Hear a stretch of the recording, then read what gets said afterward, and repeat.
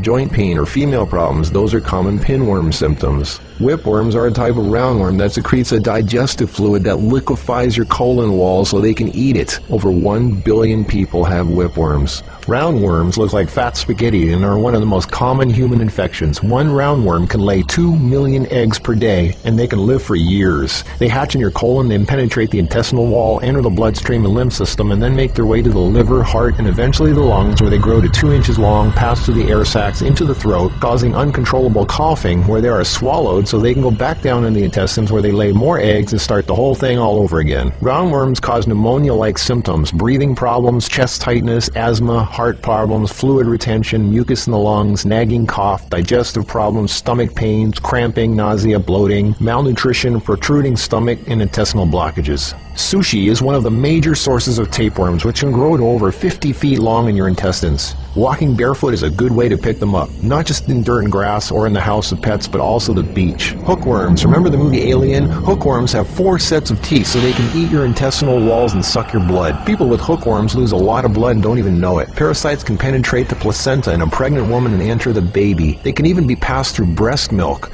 Parasites can even contribute to infertility and childbirth difficulties. If a child is born, it can have retarded mental and physical abilities. People with parasites are never living life to its fullest capacity because they are sucked dry of energy, minerals, nutrition. They are tired all the time, depressed, and barely alive. All their life force goes to the parasites. We're all subject to this, like it or not. It's a fact. Tests done at funeral homes show that 97% of the body fluids in people were totally consumed with parasites and worms. Scientists are just beginning to discover exactly how powerful and disturbing these hidden monsters can be. Our cells are controlled by chemical signals. Parasites emit a chemical that directly affects our behavior, thoughts, decisions, and urges. Think about that. Something inside us that's not us, causing us to make unsafe decisions, so we eat, drink, and do things that benefit the parasite, including physical contact with other people so the parasite can spread. Why do we eat foods and do things we know are bad for us? Why is this so hard to resist? They look like snakes. Even the Book of the Essenes refers to the parasite as Satan, the serpent living inside us, tempting us, ruining our health, breaking apart our relationships, and ruining our lives. Throughout all of history, they've been warning us. Think about it. From the very beginning, Adam and Eve were tempted by the serpent.